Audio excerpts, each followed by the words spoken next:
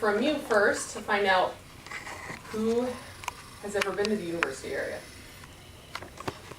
This is the map that I showed you has two dots on it. One of them south of the University Mall and one of them north of the University Mall. So this is the one that's north of University Mall. Okay? No one? On the project page. Okay, wow, we got some education to do here. Okay, so then I would guess that no one knows what the university area CDC is, or been to our center, or even heard about what we do. Okay. Well, if I was to talk to you about all the programs that we do, I'm just going to run through them, but I'm not going to go into them because you'd be here for an hour and a half. So we have workforce training and development. We have a that's geared towards getting individuals in the community to work and matching them up with employers in the community to get them jobs. We have a Dreamcatcher summer camp program. A couple years ago, they pulled out all the Parks and Rec sites, and that meant all of our kids were on the street for that summer, and what happened, juvenile delinquency rates skyrocketed. So we said, okay, we need to create a program that would address this. We created a summer camp, so we have that. We have a Project Cultural Arts program that helps at-risk youth between the ages of 7 and 17 through dance and music production and the community that surrounds you a little bit. Maybe you didn't know it was called the University Area Community, now you do. But one kind of misnomer that a lot of people didn't know is a lot of that crime rate is people that come into our community to prey on the individuals that live in our community. So it's not necessarily our community committing the crime. It's individuals coming in and preying on them. A lot of them are undocumented. A lot of them are fearful of, calling the police, the repercussions that might have, the, no snitching rule. So that is plays all into our crime and safety. Of the houses that are rented, 23% or 32% are single. So we have a lot of single people living in our community. So it's a very interesting community, very challenging, but it has a lot of opportunity, which I think you'll start to hear about. So our traditional system, what we've been doing is everyone's a specialist. So everyone's, someone's a specialist in housing, someone's a specialist in youth programming, adult programming, everyone's a specialist, workforce. And everyone's working in their siloed approaches, right? So no one's collaborating, no one's talking to each other, they're serving an individual and then they're saying goodbye. And that's it, it's a Band-Aid approach. So if you come to me and your lights are turned off, you say, hey, my lights are on, can I get some funding to get my lights turned back? Sure, there you go, here's a Band-Aid, I'm gonna see you next week. But you don't realize that that person is going over here and getting the same services or similar services. No one is talking to each other. That's a huge issue. So what we're trying to do is we're trying to create a collective impact model at all levels. So that way we're working with our partners in a holistic way. We're talking to them about how do we share ideas, how do we share resources, how do we not compete for resources, how do we work as partners in some of the challenges that we have. Because of that, we've created a partners coalition. That's anyone that is interested in making positive change in the university area, come to our coalition meetings. Let's talk about what we're doing. Let's not compete for funding, but let's partner in on the funding. Let's talk about all the services that we're doing, and let's go in at it together. That way, it's like when you go to a doctor, right? You see the specialist, and they're all telling you to do different things. They're prescribing different medications for you. They're not talking to each other. Well, if you're going to take all those medications from all those doctors, you're going to kill yourself. It's the same thing with our approach. We want to link the doctors together. We want to link the providers together, so that way we know what they're doing in housing when they go to HUD. We know what they're doing when they go to social services. We know what they're getting, so that we can utilize our resources in a more effective and efficient manner to solve bigger problems, to make a community change. So that's what we're working on. And it's a very big job, but we're starting to see changes. We're starting to see positive changes because we've started to cut the, be politically correct here, cut the red tape and get back to the basics in a holistic approach. What do people need? Let's get down to the basics. What do they need? Let's go after that. They need education, housing, they need food. We need to discuss positive programming for the youth that are there. We need to focus on crime and safety. We need to have better sidewalks and street lighting. So that's what we're really doing, is getting down to the basics of what people need. So you're all here to hopefully learn a little bit more about one project that we have, and it's called the Harvest Hope Park. It's a dream, so put on your dream caps, because you have to dream about what this could be, because it all started with a dream. Really, it did. And we're working on renderings to try to give people an example of what this could look like. So those of you who haven't been to our building, we have a beautiful 55,000 square foot facility, and it's beautiful. It's beautiful. We have wrought iron fences. We just implemented a $450,000 outdoor pavilion where we're gonna have concerts and all kinds of cool stuff, and it's kept pristine, right? We have a gym and a stage and the best audio visual lighting. We have everything in the heart of this community, right? We've been sitting in our center for quite some time with great services. We have GD and ESOL, Head Start, Family Literacy Center, they're all there. And we're wondering why we haven't seen huge changes in our community. Why are the stats not doing better? Why are they either staying the same or getting worse? We have all the services, we have great programs and great partnerships, and they just need to come here and utilize them. And we've reached a large population. But because we haven't went out into the community and started bringing our services to them, that's the challenge. That's the issue that we faced. So about 3 years ago, I think I was COO at the time. So I started as director of programs. Then I got promoted to COO. Now I'm the CEO, which is really cool. I've been with the organization for over 5 years. But I've really learned to grow with the community and learn about the community. So about 3 years ago, I said, we have to do something positive in the community. And I went to my boss at the time, who was the CEO, and I said, we need to do something on this 7 acres that we have in the heart of the community. This is in the heart of the community. I said, we own it. We got it donated by Hillsborough County. We weren't doing anything with it. Absolutely. I hope it stops. We weren't doing absolutely anything with it. So I said, let me do something with it. I thought you set it up that way. I thought it looked good. I can't talk that fast, so hopefully it'll stop. And so I said, I want to build a garden. And yes, you and I'm just yeah. gonna keep going back. And I said, I want to build a garden. He said, why would you want to build a garden? I said, I'm just gonna put it back to the one that it didn't. We were gonna go right here, and we're just gonna stay here, hopefully. I said, I want to build a garden, and he said, okay, what are you gonna do with the garden? And I said, I'm gonna feed people in our community because the health discrepancies and the issues, the disparities in our community is horrible.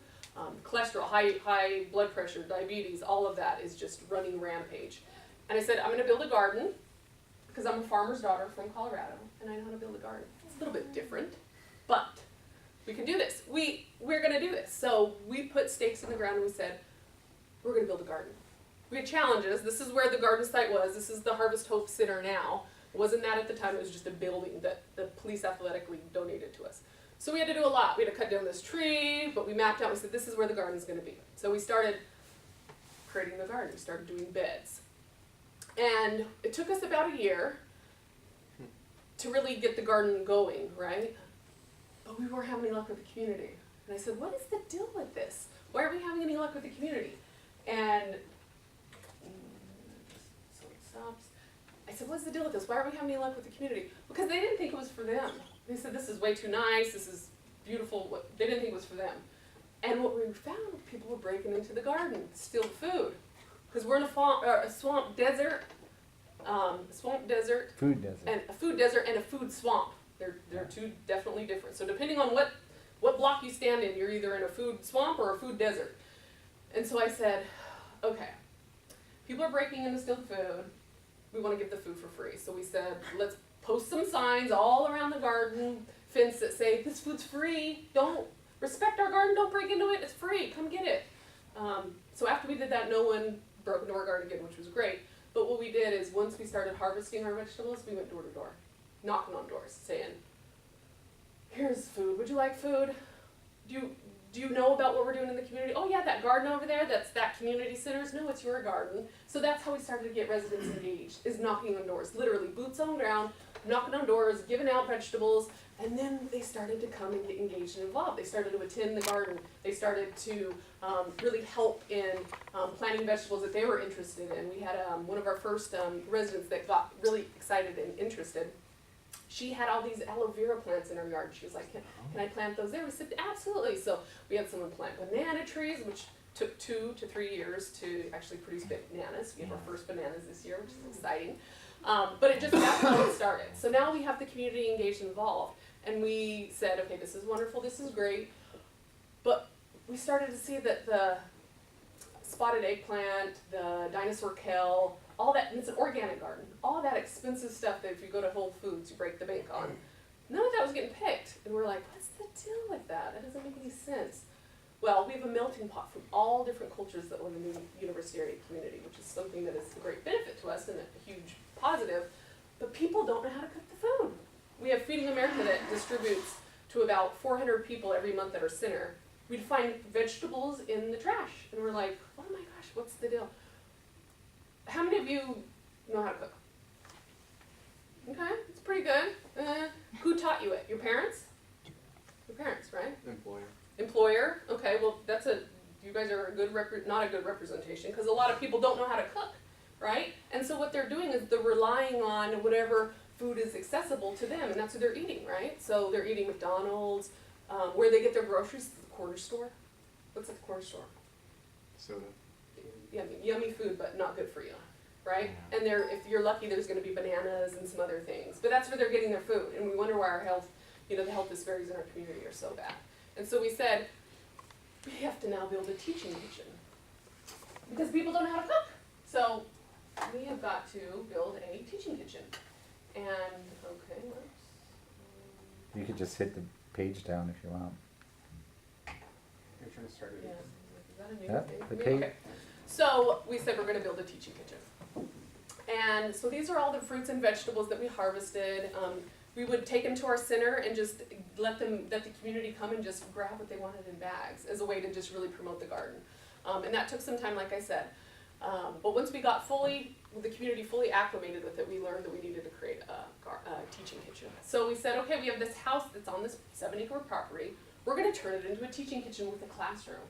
And so we contacted some contractors and said, who will donate your time? We got the Florida Foundation of Caring to donate all the equipment, the fridge and stove and all that, and we made it happen. We turned it into a teaching kitchen. We did a ribbon cutting ceremony about 8 months ago, and that's our kitchen. What does that kitchen look like? Looks like a home kitchen, right? We purposely did that. We were intent about doing that because if you learn on a commercial kitchen, how does that translate back to your house? You're like, what the heck, how do I do this? I don't really know how to even work this. This is crazy. So we made it look like a home kitchen so people would be able to translate it back to their actual homes, their actual home kitchens.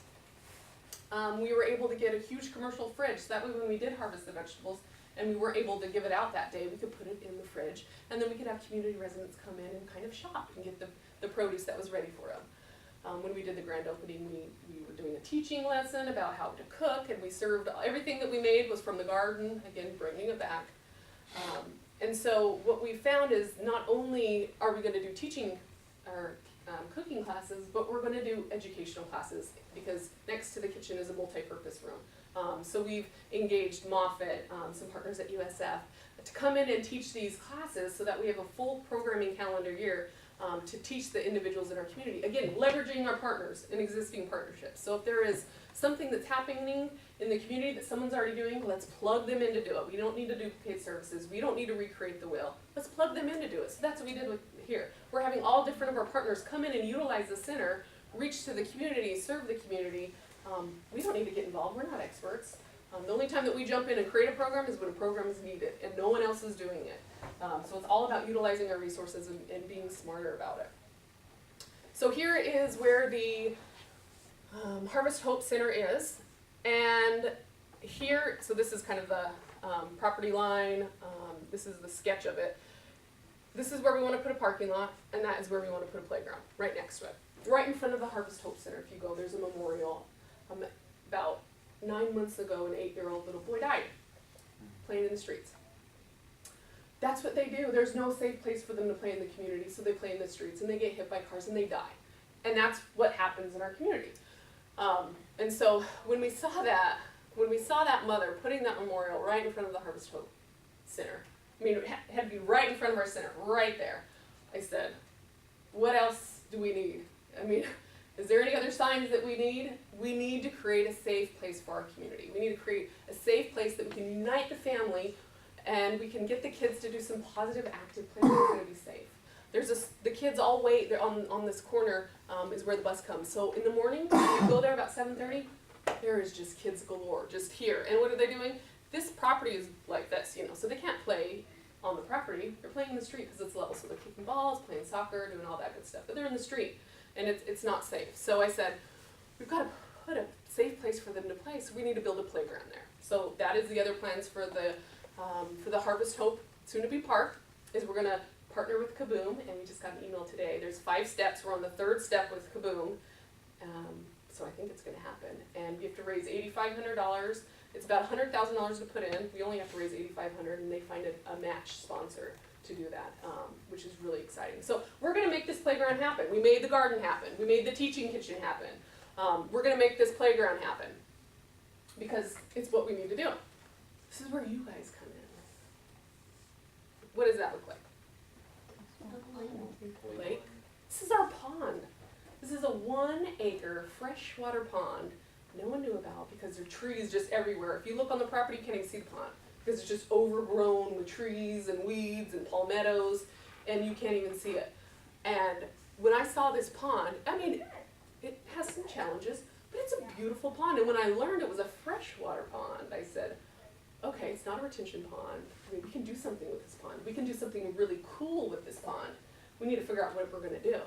And so I had USF students come out every year, and what they've been doing is wading into the pond, pulling out all kinds of crazy stuff. One of the students was screaming, and I was like, oh my gosh, what did they find? And they were pulling out a body. It was a mannequin. It was a mannequin. Oh. But from a distance, I was freaking out. I was freaking out, but I can't say I wasn't. And she was, hair. I mean, it was a full mannequin, but it was a mannequin. So that was good. But we're trying to clean up this pond, and we pulled out TVs and chairs and carts and all kinds of stuff because we want to make it a tilapia fish farm. So we want to create this park, a beacon of hope in the heart of the University area community as a start to say to the residents, we care about you. This is going to be your park. We're creating this for you. We want you to be able to come out to this park, go fishing. You know, you think, oh, fishing, that's really not a big deal. Like, whatever, it's kind of cool, but some people in our community have never been fishing because they don't have that opportunity. Some people in our community have never been outside the community. And our whole purpose is to really unite the family, kind of try to bring them back and provide them with opportunities of fun, you know, opportunities to really be able to engage with each other. So how cool would it be to be able to go to this park, catch a fish, right? I mean, I went fishing all my life. Ice fishing, I mean, you name it. And it was a great bonding experience for me with my family, my father, my grandfather, my mother. I mean, everyone was a kind of a family affair. We want to provide that for them. They go and catch a fish. Then they can go to the garden, pick some veggies. Then they go into the kitchen and cook a healthy, nutritious meal that is a self-sustainable model grown from the heart of their community. So when they say that, you know, things can't happen in this community, you know, the university area community, its issues and challenges are too big that nothing positive can come of it. We want to show them with this park that there's something positive that can come off of it. And this is our first project. We want to build off of the park's excitement, enthusiasm, message, and then what we're going to do is we're going to start adopting blocks around the park and keep that going. And we're going to brand it, right? So after we get the park done, we're going to move that to the next block. And we're going to surround, the critical mass is going to surround it. So we're going to adopt one block. And what we're going to do is we're going to work and figure out if it's a homeowner, if it's a renter. If it's a renter, what are their conditions? And we need to get code violations, code enforcement to come in and violate the heck out of them, give them enough tickets until they get their standards up to par. And then we're going to brand that block. So that way individuals of the community can say, oh my gosh, what's happening with this block? It's beautiful. I want my block to look like that. And they'll see all the mailboxes are all the same. Kind of give that HOA feeling that most of you probably grew up in. You had that feeling where it was unified and it was a community. It was a place you called home, not a place you stayed, not a place you're passing through until you get a better opportunity. So that's just to give you an idea of kind of our vision, our excitement for this project. The tilapia fish farm could be huge, but the stage we're in is this. We're in this stage, so we're trying to clear out the area so we can actually see what we have to work with.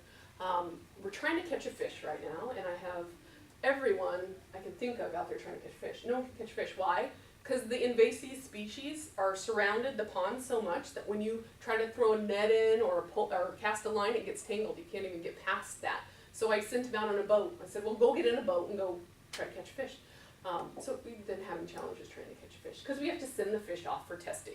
So this is like a blank slate. I mean, it really is. I mean, it's what you could make it. It's a great project for a class to come in and really say, okay, let's do some research, let's figure out, is tilapia the best fish? I'm not setting the tilapia fish farm, but I heard I mean, we've been doing a little bit of research, we found out that it's the most likely to survive fish here in Florida.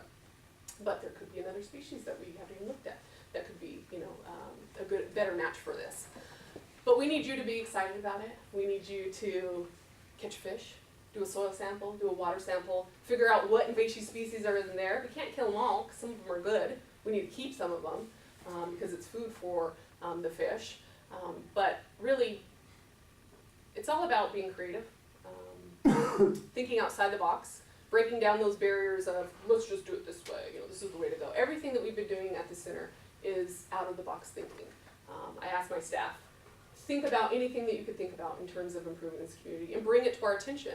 I'm sick of the cookie cutter approaches that we've been doing because we're getting no results. Let's do something crazy. One perfect example of that is we have our Prodigy program, like I told you, it's a program for at-risk youth between the ages of 7 and 17.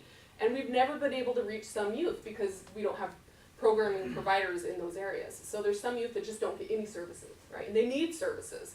And this is a really cool program to be in. You can do dance or art or guitar lessons, violin. I mean, we have the plethora. Any class that a youth is interested in, we make a class for. And so I said, how can we reach these youth? Brainstorming, brain popping, I call it. Brain popping. What are we gonna do? And everyone was throwing up answers, questions. They said, have you ever seen that show, Pimp My Ride? And I was like, yeah, it's such a cool show. And they said, what if we did that? What if we like got a van or something? And everyone was laughing and they thought it was so funny. And they were like, I said, that's it. Like, that's it. Let's get a van. Let's take it to my friend Gabe at 813 Customs and have him pin it out. Make it a mobile classroom so we can go to these communities, and we have a music production studio when you open it. You can go in there and record music. You have a dance floor, portable dance floor that you can take out and put on the ground, and we can do that classes. There's an awning that will pull out, and you can teach classes under there with drawing and art. We have TVs built into the side, like, let's do this. And everyone's like, we get funded by the Department of Juvenile Justice, and everyone's like, they will never go for that. They said, well, what are they gonna say? No, who cares, man, right? It's a good idea, don't you think? We could actually bring these programming to these youth who have never been served. And they said, it's a great idea, but no one's gonna go for that. And I'm like, well, we'll never know if we don't try. So what do? I wrote the proposal, and guess what? They funded it.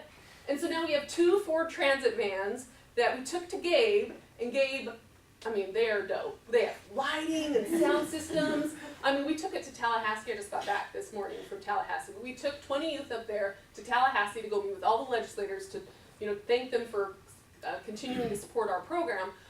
But we also rolled it up to the state capitol, literally, and we put the dance floor out, and we just had our kids go crazy. And I tell you what, talk about legislators getting attention to the legislators. They were like, what's going on over here? They were all surrounding them, and we had Francisco doing his pop and lock and head spinning. I mean, it was crazy. But now guess what? Now we're able to reach these youth that we've never been able to reach and provide them programming and services, because what did we do? We thought outside the box. We did something that everyone said, no, there's no way you could do that. And that's the kind of thinking that I want to do.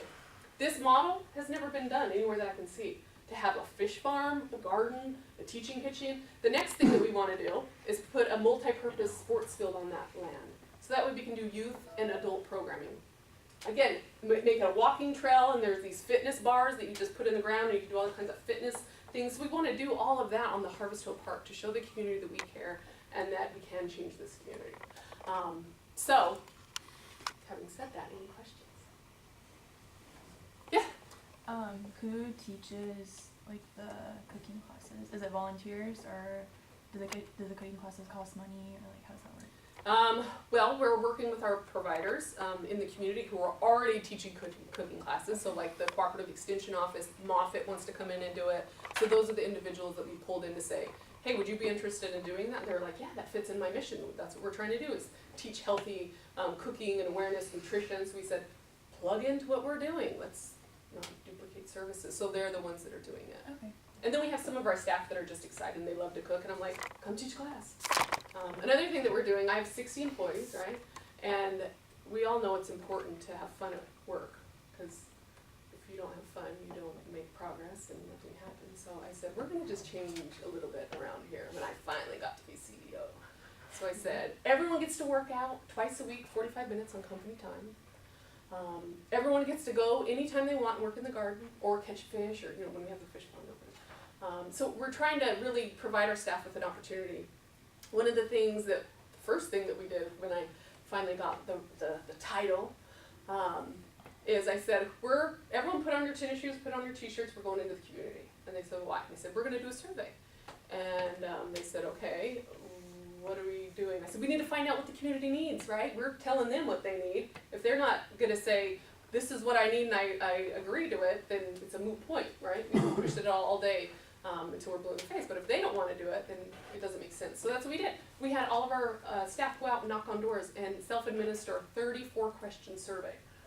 Health, wellness, education, crime, safety, housing, all of that to find out what our community needs. And then based off that information, we collected over 500.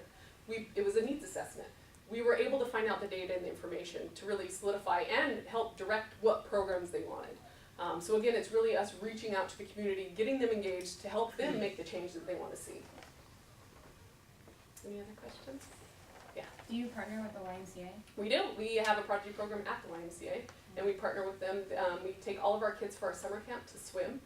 We teach them to swim. None of them know how to swim. So we bus them all up there. We have a bus, and we bus them all up there to teach them how to swim. But yeah, YMCA is a good partner of ours. Yeah, I just thought they would be like perfect, because Yep. half the stuff that you talked about is like stuff that they also. Yep, and they're also doing their some of their basketball leagues at our gym. Cool. So we definitely partner. Yeah. Any other questions? No? Who's got an idea about a fish pond? I mean, is that exciting or what? I mean, like, it's kind of exciting. I know when I mean, it wasn't too long ago I was sitting in these seats, and it was all classroom stuff. This is a cool project that you'll literally get to go out and see, figure out, and then hopefully by the end of it, there'll be fish jumping, or you guys will be catching fish, you know, throwing a fishing line out there. So who's got an idea about a fish farm? What's the first thing you'd want to do? Instead of clearing out all the trees or all the invasive species around, we should do it in little pockets so that families can like fish like kind of separately from like others around. It like creates like little slots. Little inlets. Oh, and Little then it's nooks. also less labor to like clear out since it's only like halfway. Good idea. That's it. See, that's Good go idea. Ahead. Go ahead. Yep. You can make it like an aquaponics system so that the fish water can also then water the garden. Mhm. Brilliant. Yeah, thought Mhm. about that. Yeah, definitely. Good. Something else about using fish or using a pond? Acre, that's a big piece of dirt. Hey? Couple 100 feet across? Couple 100 feet long? Other ideas? Fresh water. Go ahead. Yep. Do you have any streams or anything that lead into the pond, or is it It's completely a spring. isolated? It's fresh water, so that Freshwater means this springs. is coming up from the ground Underneath. somewhere. Yeah. That's true though, it likely gets water off the street too.